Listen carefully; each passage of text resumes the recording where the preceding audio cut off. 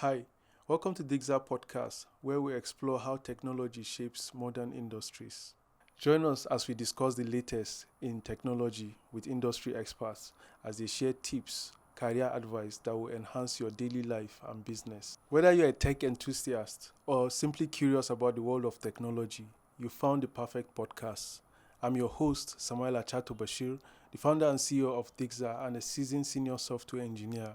If you are new here, don't forget to subscribe and be part of this exciting journey.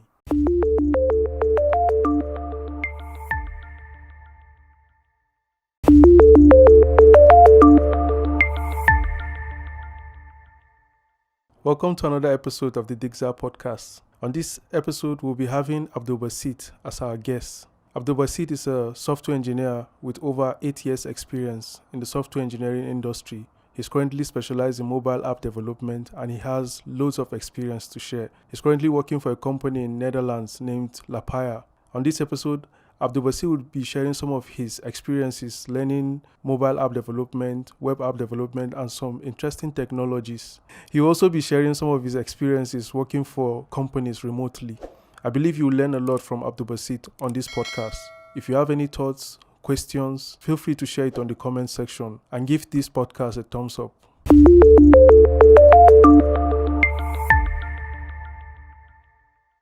So, hi, Abdul. Welcome to Digza Podcast. It's nice to have you on board. Yeah. We'd like to get started by having you introduce yourself. Maybe you tell us a little bit about how you started your career as a mobile developer, and then we take it up from there. Yeah. So I'm Abdulbasit Said.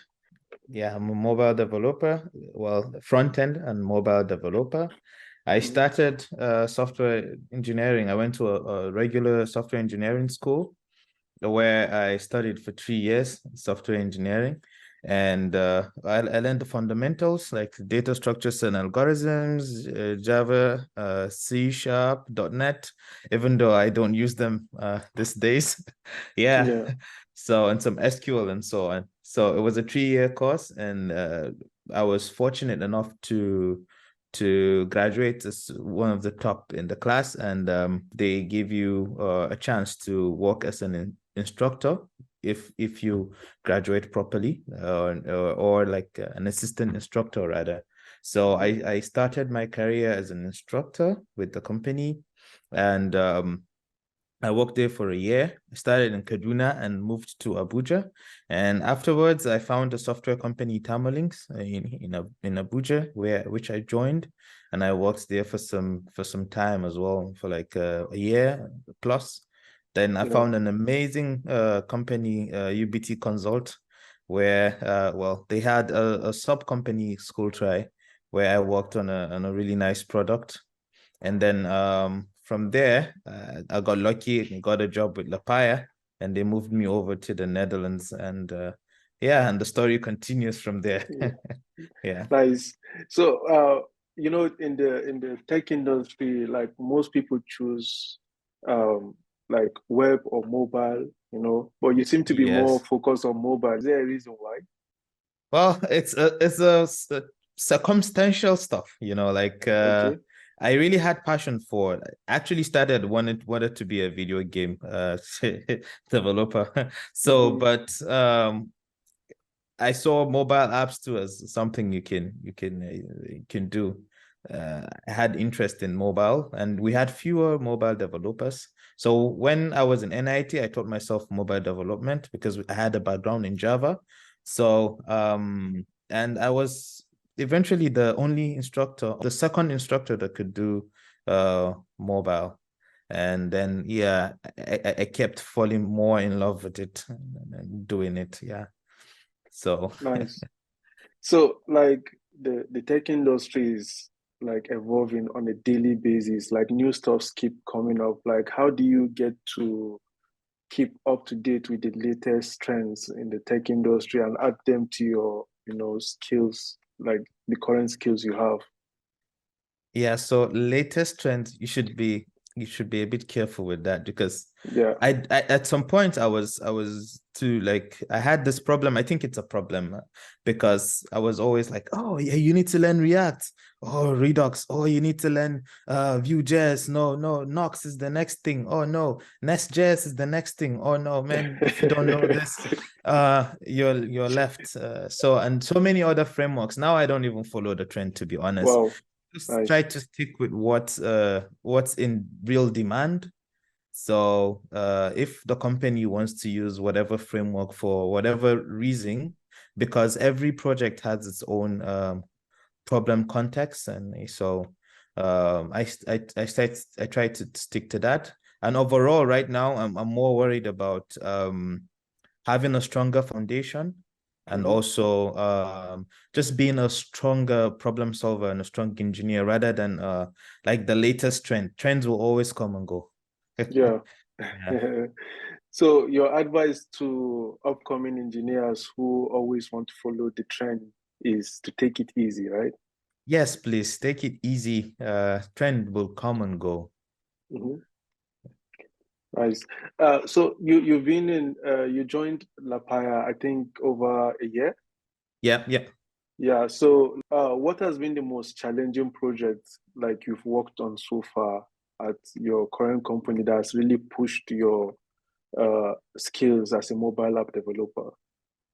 Yes. So currently, actually, Lepaya, it's one product. So I think the challenge was the cross-platforms problems we were trying to solve.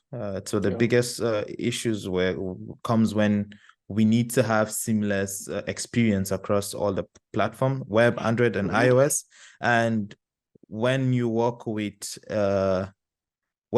packages, or Yeah. when you don't have a choice but to actually create your own solution to whatever you're building.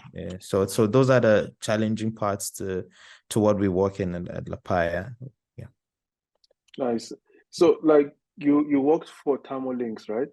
Yes, yes. Yeah, like from your experience, you use technologies like React, Flutter, and other related technologies to work on projects. Like, Yeah. how do you manage to combine these different frameworks to, work on projects that are important for the companies you work for? And how do you manage to decide which stack is best for a particular project? So at the beginning, I wasn't in charge of deciding what stack, or even the company sometimes isn't even, they just meet a project and this is the stack the project is already working on, and they want to maintain the project. Um, what they did was smart. They had a smart way around it. Hmm. You will not be working on a Vue project and at the same time be working on a React project. So usually a project would take minimum of 3 months, and that's enough time to really figure out stuff within the Vue.js framework. And the Yeah. good thing is, with all this framework, if you really have a strong foundation in JavaScript, it doesn't really matter too much, because they're usually very similar concepts they work with. So it wasn't really a problem. But the only big change was learning Flutter, because it had an entire different language and an entirely different framework and way of thinking when you're working. But it didn't come too difficult, because for me, because I had a background in Java and in C Sharp, which are quite similar languages. So it was just a seamless experience for me. So, and when I'm working on a project that has a particular stack, I don't worry too much about knowing every single feature that particular framework has to give you, but worry about the scope of what you're trying to solve. So yeah, that's one way to go about it. When you're trying to solve something, you go through the documentation, you try to understand how that particular maybe class or framework or like tool or library helps you solve that particular problem. And if there isn't any like a library or framework that solves that issue, you try to come up with your own solution as well. Yeah. Yeah, from what you mentioned in the past, like you talked about how you started learning Yes. programming from the school you went to 3 years. Do you Yes. feel there's a pattern that every engineer needs to follow to be best at what they do, like in terms of learning? No, there isn't a specific pattern because every individual has their preferred way of learning. Yeah, For some people, it's really difficult to learn on their own, so they sure. need school. If Mm-hmm. well, for me, when I was in school, I wasn't really even serious, but I was just busy building other fun stuff like games and other fun stuff. I would come to the class and probably be sleeping, but I was good at learning on my own, basically. So, but some people, the school is what they really need. They need to go to a school and need guidance and teachers and all that. So, if you want to go to the school route, I recommend it 100%. As long as you have passion, of course, because no matter what school you go, if you don't have a real passion for what you're doing, you will not be able to excel. For some Yeah, people, they like to watch YouTube videos. I yeah, sleep when I'm watching videos. So some like to read. Uh, yeah. and some they learn best by just doing projects. I have a mentor, Mr. Frank. I met with him in Kaduna. He reads a lot, but he doesn't waste time like trying to know the framework first before or trying to go to a one course or no, he just tries to do a project and reads through and that's his best way of learning. Yeah. Wow. And it works for So him very well. yeah, basically everybody has their own like framework for Yes. learning. Yes, yes. The Interesting. best thing you can do, one big advice I can is if you have maybe somebody that understands that everyone has this way of learning, and you can talk to maybe an engineer or somebody who has experience teaching, because I have experience teaching. So I meet some of my students and I understood that they had different methods of learning. So you need somebody to guide you and actually push you towards the best method you can follow while you're learning. So what would you say to someone who like spends a lot of time watching online courses, like maybe on Udemy to learn a particular technology before they even start applying that knowledge? So it depends on how you approached watching those videos, because there's something called tutorial hell. Try Yeah. to avoid it as much as possible, because you could go from YouTube video or from Udemy course to Udemy course, and you'll never be able to build something on your own. So I had that problem actually. At some point, I had like 90 courses I bought from Udemy. Wow. Um, but I had to stop. So, and my career actually started when I stopped because I was wasting a lot of time watching videos, feeling like I don't know enough. So you need somebody to actually, or you need somebody, or you need yourself to let you, like, give yourself that confidence that I can do it, because even senior developers most of the times don't know what they're working. They don't have a clue how they're going to solve whatever they're working on. Of course, what they're working on might be more difficult than what the junior is working on, but Hmm. difficulty is consistent across the industry. So you need to have like build the confidence to try something and Yeah. be ready. Just accept that you're going to struggle, and Yeah. at the end, there would be like a solution or success. Yeah. So Yeah. don't waste too much time watching. But some people, they need to first have a foundational course. Yeah. Yeah. So, for example, if you want to learn web development, you can Yeah. take a course on web development, but then don't watch any other course after that. Then Mm. keep doing web development. And sometimes some YouTube videos are useful for when you are stuck and maybe somebody explains a specific concept very well. There is nothing wrong in going to understand that concept with videos, because some people have the patience to read long articles Yeah. while they don't have a patience to watch long videos. While some people Yeah. have a patience to watch long videos, but they don't have the patience to read the long article. Yeah. Yeah, Interesting. I don't know if I even gave a clear answer because Yeah, it really like it, depends. it it was a perfect answer, actually. Yeah. It was a perfect answer. Looking back, like in Nigeria, where you came from Yes. before you relocated to the Netherlands, I think this is kind of a generic problem, like where you find a student in the higher institution, like trying to study probably computer science, for example, and they're ambitious about becoming a software engineer someday. Ideally, it wouldn't be nice for you to wait till you're done with school, with every other activity you need to do, then you start preparing. It may be too late for you. So most people learn programming while they're in school and then they kickstart their career. I don't know your own share of experience, but do you have any advice for someone who is in their higher institution, maybe a university, and is looking forward to becoming a software engineer, a professional software engineer? How will you advise them to create that balance of being good at school and then developing the kind of skills that is required of them to be ready for the job market? Yeah, so I would advise you get an internship or join a community, a developer Okay. community. There are many. Yeah. I can give example in Kaduna and like in Abuja.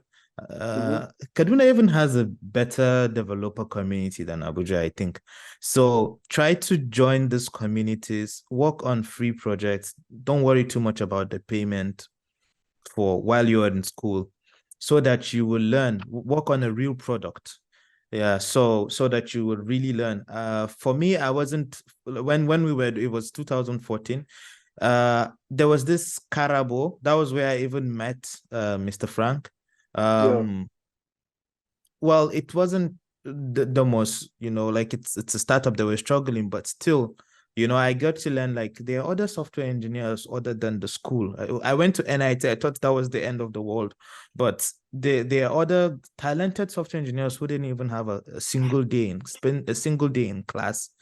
Wow. So and they were able to coach, and guide you and tell you, okay, this is what you should do, and this is Stack Overflow. You go and there were a lot of things we learned from the community than we did in school. No, and I'm not trying to discredit school, but you really need to join a community and build something. Even if it doesn't succeed, you will learn from it and you would have it in your CV. Even if you don't have it in your CV, you would have gotten some scars that it's experience, and experience is gold. Yeah. Yeah. I think one of the major challenges people face when building a project is deciding what kind of project to work on, because like most people will want to build something unique compared to like what is out there. So like what's your take about deciding on what to build? Do you think you should just build whatever you When feel you're like? learning, when you're Yeah. learning, man, just build a clone. Nice. It's just don't waste time too much overthinking, because at the end you will not build anything. Is build a clone. You still learn the processes. There's a lot from building deployment. There's a lot of things to worry about. Even if you have 5 users, please build it. Right. And if other, like especially in Nigeria, we have a lot of fintech companies. If a fintech company startup guy approaches you and you're still in school and says we want to make another fintech company, just please join him. Just build it. Right now, it's not about the money; it's about the experience Yeah. you want to get. Yeah. Yeah, there isn't really a unique idea. It's just all ideas jumbled together. So yeah. Nice. So like throughout your career, like what has been the most challenging experience you've had? And This how were you able to overcome it? is this a technical challenge or like Yeah, mostly technical. business challenge? Okay. For technical, there was this freelance gig I did for someone who has also a gig with the Nigerian Bar Association. So I had to use multiple languages and multiple solutions to build what I wanted to do. So first they wanted a software engineer who could build a game, and they hired someone to do the game, but he never finished. So I came in to do the game, and they also wanted an entry system where when the lawyers come in with their ID cards, which we will generate, Hmm. uh with the unique code, and you scan it. When you scan it, like you save the data in on their system, and they enter. And when they need to go out, they scan, they go out. That was, and I was very naive, so I took the project, and they needed it in 3 weeks. So, but the challenge wasn't even with the entry system. You could easily just build it, and then it was an offline app. So, and with QR code and stuff, those were not even the challenge. The challenge was that you need to also generate the 15,000 unique, ID cards, which was designed on Photoshop. And I had to learn Photoshop. There's a way you can actually create an an Excel sheet, and you automate like the naming, and it will generate this images for you. So I spent 3 days generating, because I didn't have a good laptop then. It was just running and generating 15,000 unique ID cards. And at the same time, I needed to use Unity to build the raffle draw game, which they played. Like, there was a raffle draw, and the person who won it actually won a car. It was a Toyota something. Oh no, it was a Kia, something like that. Then yeah, I think that was the most challenging because of the time frame. I needed to do it very quick. And well, I didn't bargain the money well. So so I had to learn a lot. That was when I learned about BAT also, to help me. The names were written in a text file to help me organize and rename these files that was generated in Excel as their names, so that it will be easy to give it out to the printer to print. So it was a fun, challenging personal project that I worked on. Then for career challenge, the biggest challenge is reading, like taking a project without properly reading the agreements. So please don't do that. I don't even want to go deep into the story. Whenever you have any project or a job, read your contract very, very well. If it's a big contract, get a lawyer. Maybe you can let him know you don't have money to pay him now, but once you get the first payment, you pay the lawyer. It's very important. Nobody would tell you that in school, but it's very, very important. Read your agreements. That's very good advice, actually. Yeah. I've had my own share of experience. So, like, you seem to be versatile with like a couple of programming languages. Do you feel like it's a plus for every software engineer? I believe so. I think you can be specialized in, like, right now, 70% of what I do is Flutter. And like, everybody recognizes me as a Flutter developer, but you need to explore other fields. And I'm making a switch right now in my career. I'm trying to be more like a full stack engineer right now. I'm doing some Go, some Python, some machine learning, some DevOps stuff. So because in a real project, and I've had these issues a lot when I was in Lepaya, when you're working on a project, you run into problems that are beyond the tool and the framework you're working on. But when you have a broader knowledge of how computers work, not just even the programming itself, it really helps you. Learning how Linux works helps. Learning how the CI/CD pipeline works, how to set up a proper CI/CD, it will also help you. Documentation and communication, these things, you need to really pay attention to them if you really want to be a software. Think of being a software engineer, not a framework developer. Oh, that's a nice one. So, well, comparing for someone who maybe working remotely for a company, you have commitments, you have tasks you want to work on, or stuff you need to get done. How do you manage your time, like to create enough time to learn some new stuff, especially new tools or technologies that will make you versatile in your field? So for me, I use the SMART goal. It's a cheat. And make sure, that's why I said read your contracts. Is also, make sure you don't work outside work time. And whenever it's work time, make sure you do it justice. So if you have a 9 to 5, whether it's remote or whatever, make sure you're giving them the adequate 8 hours. You have 24 hours Yeah. in a day. So make sure Mhm. you give them their 8 hours. And after that 8 hours, you don't have to spend crazy hours when you're learning something. 2 hours a day, daily, consistently is good enough. So you can dedicate 2 hours. That's total of 10 hours. But I've seen people who work hard and spend 16 hours learning and working at the same time, or working multiple jobs. I wouldn't recommend that. So try to find a good job that pays enough for you to survive, or at your current level. Then Mhm. don't do too much so that you can learn and grow. Don't take 3 remote jobs that pay, except if that's your goal. You just want to save some money, and because some people have different goals. But if you want to stay long in the career, take a job that doesn't take too much of your time so that you can be learning. And some companies can be understanding. They would allow you to put some time for learning within the company, as long as your goal and the company goals align. Align, yeah, Yeah. I agree with that. I agree with that. So, coming towards the end of our podcast for today, I mean, we've had a very wonderful conversation. Assuming I'm a software engineer, I've learned the basic skills, I've worked on a couple of projects, and I'm looking forward to getting a remote job. What would be your advice for me? Like, where should I start from? How do I look for the right opportunity for me? Before you even start applying, try to learn some of these things. I also struggled with, like, communication skills, and Yeah, like, try to learn the best practices in building software. That's yeah, documentation, and maybe things like clean code.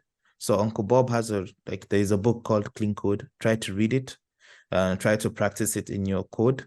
Or you can, if it's too boring, you can read Refactoring Guru, because most of the technical interviews, they will give you a take home assignment. And yeah, that's if you are able to pass the, like, if your CV gets in, because one of the hardest thing is for your CV to get in. Then you get the first interview, and if they give you a technical interview, that's what they'll mainly be checking, like your documentation skills. How are you able to communicate your choices? How are you able to write clean code?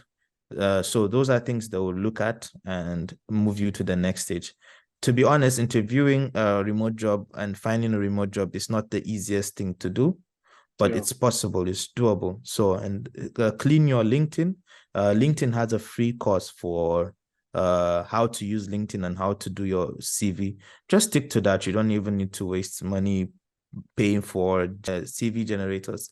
Stick with the LinkedIn CV builder, and watch I think maybe, if possible, you could put it in the link below. yeah, I'll find yeah. the free LinkedIn course.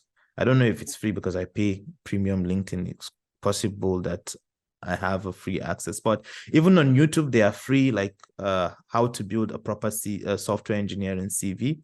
Then ask a software engineer. So they have, like, this industry is one of the best industry you can ask people question. So if you have somebody that already works in a company you're looking to work with, you can ask him to review your CV. So you Yeah. reviews your CV, it tells you what's to fix. Then your CV is in. Then you start applying, and don't give up. Just keep applying. One advice I can say is, don't apply for the best company you want. Maybe if you have some people want to work with, like, Microsoft or like those big companies. Don't start Hmm. from there. Start from, like, smaller companies. Don't be too picky. If you get any good company that seems promising and would pay you good money, you can also start from there and Yeah. gain more experience. To be honest, like, not to shit on Nigeria, like, most of the projects we work on from home, we don't really follow best practices, and we're always crunching on tight deadlines. But working remotely, you need to know how to communicate effectively. You need to know how to do all this, important. They take these things very important, how to manage and organize your time. So if you get a small company, you can learn all those skills and then eventually find a bigger company that you can try those things. And if you get any company that tells you to relocate, if it's a good country, please relocate for career sake. And then maybe you can come back to Nigeria later and build it, and also continue working remote. So two things to wrap up. The first one is, while applying for jobs, if I'm not good with data structures and algorithm, is it a complete mess for me? Like, it will put me on a disadvantage, or while I'm learning and preparing for a remote job opportunity, I have to prioritize data structures and algorithm. And then lastly, you mentioned considering any relocation opportunity. Do you feel is the best decision you could ever make? Does it work for everyone? And that's okay. Let me start from the data structures. You should learn data structures not for interview. You should learn it for understanding how to. It really improves your problem solving skills. But if you're not too good at it, don't worry. Still apply. It's not every company that asks for data structure and algorithm, but it's a crucial skill, really. European companies usually don't always ask for data structures. It's US companies mostly that ask for that. You could be a good data, you could solve all the data structure and algorithm questions, but then when it comes to really building a software, you don't have experience. But there is no doubt that having a good data structure and algorithm skills makes you a stronger programmer. So just learn it if you can. But it shouldn't stop you from applying. That's what I want to say. But it's very important as well. What the second question was with relocation, right? So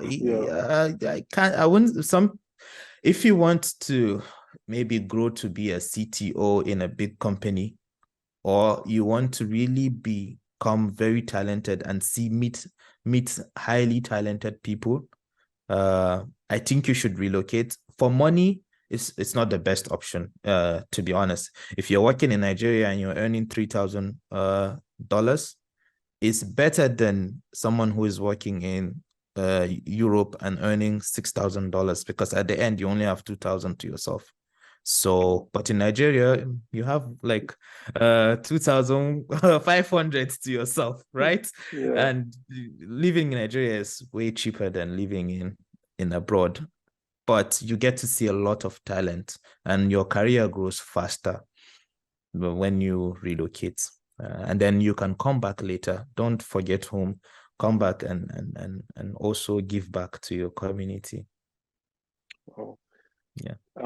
Thanks a lot, Abdulbasit. You've really shared a lot of valuable insights. I believe our viewers or whoever comes across this podcast will definitely learn a lot from what you shared.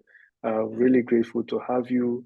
And any links you have to share with our viewers, who appreciate you share it with us, and we'll drop it on the podcast when we publish it. All right. Thank you very much. Thanks a lot for joining us. Nice to have you once again. Thank you. Yeah.